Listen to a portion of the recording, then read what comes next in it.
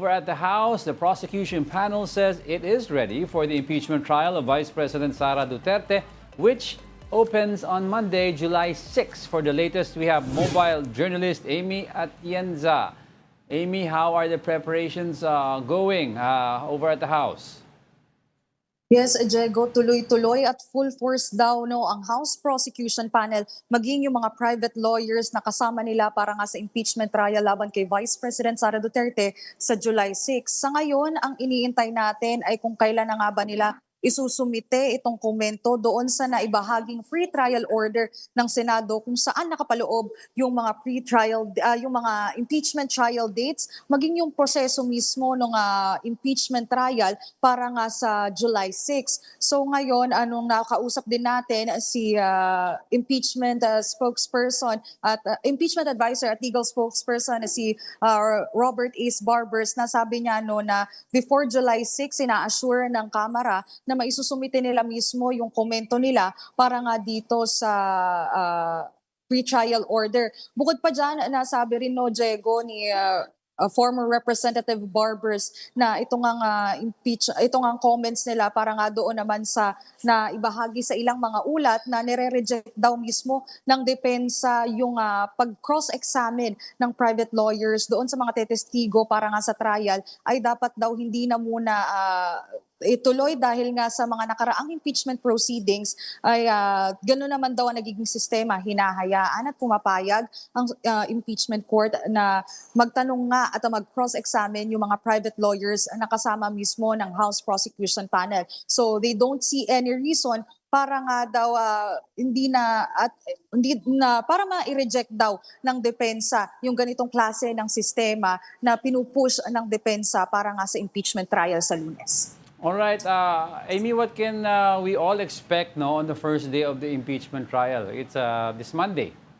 Ang nakapaloob kasi doon, Diego, sa pre-trial order na ibinahagi nga din ng Senado sa House Prosecution Panel, pati na rin sa defense, ang mauuna kasing ipresenta sa impeachment trial ay doon sa grave threats na ibinigay ni VP Sara kay Pangulong Bongbong Marcos, at meron siyang 11 trial dates. So we are expecting yung mga witnesses na nakalista doon sa end ng House Prosecution Panel, kabilang na nga dyan yung nabalita rin before na si Court Sheriff Abby Andres ay magpapakita, pero so far wala pa kasi nga final na latag kung sino-sino nga ba yung makikita natin para nga sa Lunes. Pero tuloy-tuloy naman daw at maayos naman daw na ipepresenta nga ng House Prosecution Panel pati ng private lawyers yung mga ebidensya nakalakip nitong grave threats laban nga kay VP Sara.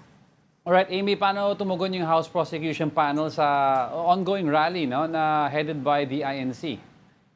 Yes, natanong din natin si impeachment advisor Barbers tungkol nga dyan sa INC rally. Kasi ang nakikita kasi dito at ang nasasabing rason kung bakit nga daw may rally sa EDSA, sa People Power Monument, ay dahil nga daw doon sa inaasahang plunder case na ifa-file laban kay Senator Rodante Marcoleta. So sabi nila, ang nasabi dito ni Barbers ay dapat daw hiwalay at hindi naman daw maaantala yung impeachment mismo para nga dahil nga dito sa rally na nangyayari. At ang nakikita lang din ay yung pagbaba din ng conviction threshold pagdating nga doon sa impeachment mismo ni Vice President Sara Duterte. Kasi kapag nagkataon na mahuli nga itong si Senator Marcoleta, ay magiging 21 na lang yung senator. So technically 2/3 yung kinakailangan na bilang para nga makonvict si VP Sara, so forth pagdating ng impeachment trial. So ang ine-expect ay 14